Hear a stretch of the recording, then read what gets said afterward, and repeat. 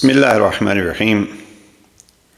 مجھے اہل بیت کی مظلومیت نے شیعہ بنا دیا، یہ ہمارا آج کا موضوع، اور یہ الفاظ ہیں فلسطین کے ایک عالم دین جناب شیخ خضر محمد ابو شکرہ۔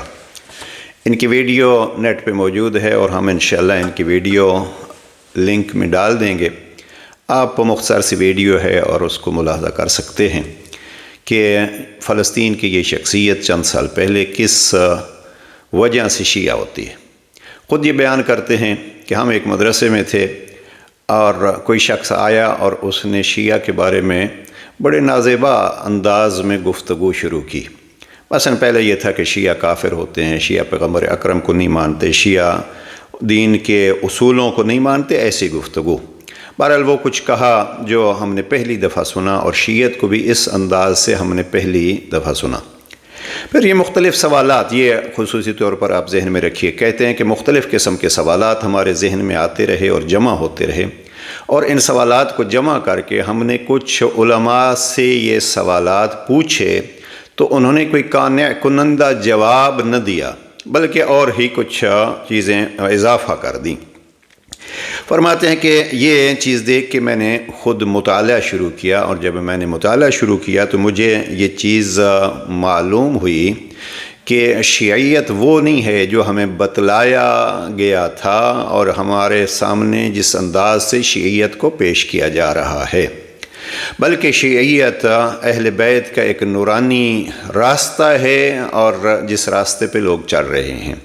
بہرحال انہوں نے اس کو پھر زیادہ نہیں بیان کیا کہ پھر میں نے کیا کیا تحقیق کی، لیکن ایک پوائنٹ جو آج کے ہمارا موضوع ہے وہ انہوں نے کہا کہ میں نے جب مطالعہ کیا ہے تو اس مطالعے میں مجھے ایک چیز واضح ہوئی، اور وہ ہے اہل بیت کی مظلومیت۔ اب مظلومیت اہل بیت میں بھی خصوصیت کے ساتھ انہوں نے کہا کہ جناب سید الشہداء کی مظلومیت نے مجھے بہت متاثر کیا، اور جناب زہرہ مرضیہ سلام اللہ علیہا کی مظلومیت نے مجھے بہت متاثر کیا۔ اور پھر آپ نے یہ گفتگو میں کہتے ہیں کہ دیکھو میں تاکید کرتا ہوں کہ جناب زہرہ مرضیہ کی مظلومیت کو بیان کیا جائے، بتلایا جائے۔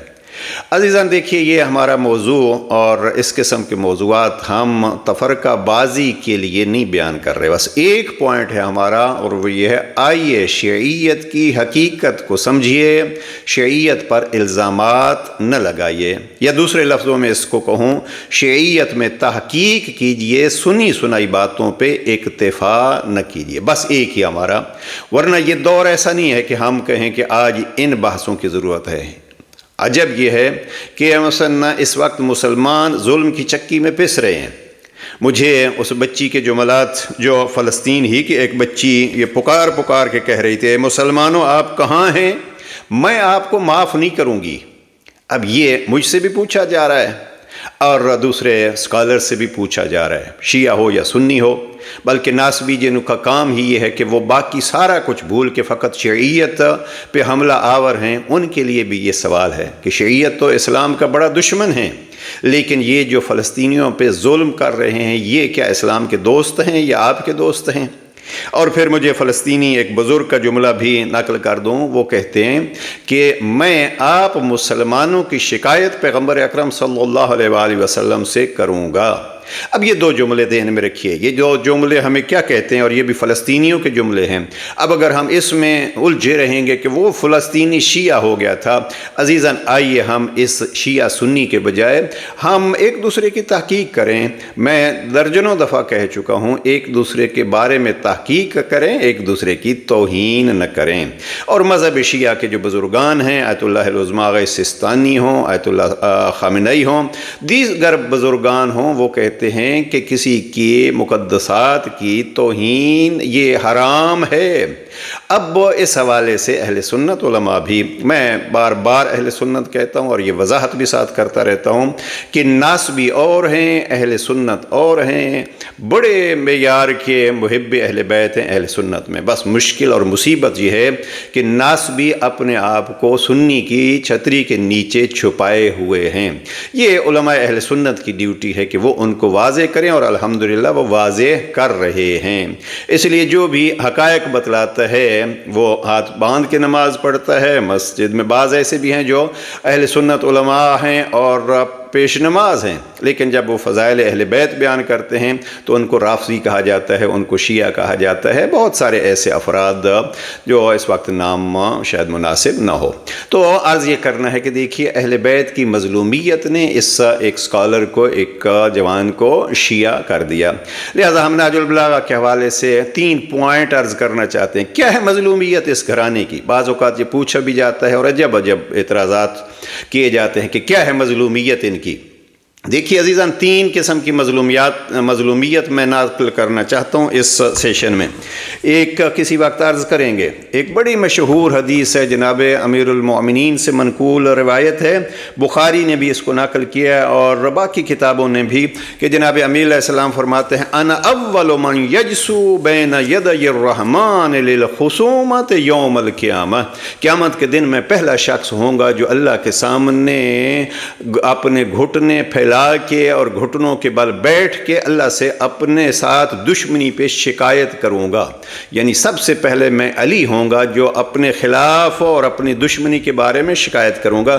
اس کو کسی وقت ہم عرض کریں گے، چونکہ بخاری نے اس کو کس انداز میں پیش کیا ہے اور 2 حدیثیں ملا کے کوشش یہ کی ہے کہ اس مظلومیت علی کو چھپایا جائے۔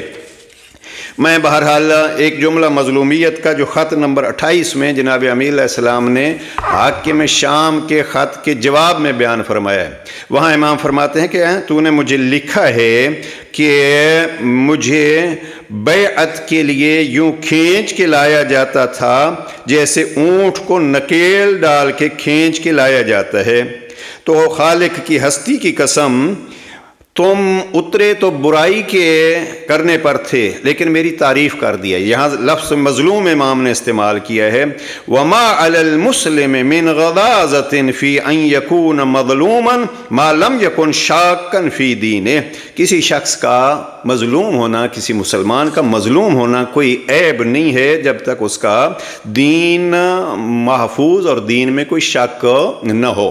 تو جناب امیر علیہ السلام کو کہا گیا ہے کہ آپ کو تو یوں کھینچا جا رہا تھا، اور علی علیہ السلام نے اس کو اپنی مظلومیت کا ہے۔ دوسرا پہلو جو خطبہ نمبر 200 میں رحلت جناب زہرا سلام اللہ علیہا کے وقت جناب پیغمبر اکرم کی قبر کی طرف خطاب کر کے اور رخ کر کے جناب امیر علیہ السلام نے وہاں یہ جملے کہے ہیں، وَسَتُنَبِّعُكَ ابْنَتُكَ بِتَوَافُرِ أُمَّتِكَ عَلَى حَزْمِهَا۔ مفتی جعفر حسین مرحوم نے ترجمہ کیا ہے، وہ وقت آ گیا ہے کہ آپ کی بیٹی آپ کو بتائیں کہ کس طرح آپ کی امت نے ان پر ظلم ڈھانے کے لیے ایکا کر لیا۔ اب یہ ہے ظلم اور مظلومیت علی کا تذکرہ خطبہ نمبر 200 میں۔ اور آخری جملہ ہم عرض کرنا چاہتے ہیں، یہ خط نمبر 36 میں جناب امیر المومنین کا ایک بڑا دلچسپ خط ہے جو اپنے بھائی جناب عقیل کے خط کے جواب میں لکھا ہے، اور بہت سارے مسائل اس میں حل ہوتے ہیں۔ وہ لوگ بھی جو یہ کہتے ہیں کہ علی علیہ السلام نے اپنی خلافت کا کہاں دعویٰ کیا ہے، ان کے لیے بھی ایک نسخہ ہے۔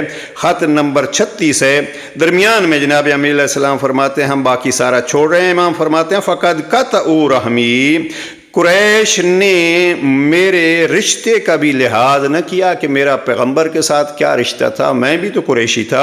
امام فرماتے ہیں وَثَلَبُونِي سُلْطَانَ ابْنَ أُمِّي، مجھ سے انہوں نے میری ماں جائے کی حکومت چھین لی۔ اب یہ ہے علی کی مظلومیت، اور اگر کوئی ان چیزوں کو پڑھے گا تو یقیناً وہ متاثر ہوگا، اور پھر وہ شیخ خضر محمد ابو شکرا کی طرح نور اہل بیت کا تابع اور اس راہ کا راہی ہو جائے گا۔ لیکن ان چیزوں کو تحقیق کے لیے بیان کیجئے، توہین کے لیے نہیں۔ میں یہاں اگست کا مہینہ ہے، پروردگار غریق کے رحمت فرمائے علامہ اقبال و قائد اعظم کو کن کن مظالم سے، کن کن مشکلوں سے گزر کے انہوں نے ملک کے خدا داد ہمارے لیے ایک آمادہ کیا۔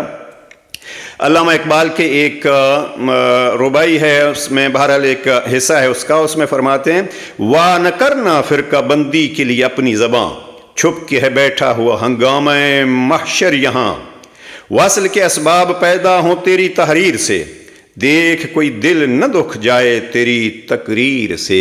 آئیے ہم بھی کوشش کریں آپس میں الجھنے کے بجائے ایک دوسرے کے حقائق جانیں اور پھر ان کو دیکھیں اور پھر ان کو قبول کریں۔ پروردگار ہمیں محمد و آل محمد کی راہ کی اس روشنی اور جس کو پیغمبر فرما گئے تھے انی تارک فیکم الثقلین، اس راہ پہ چلنے کی توفیق عطا فرمائے۔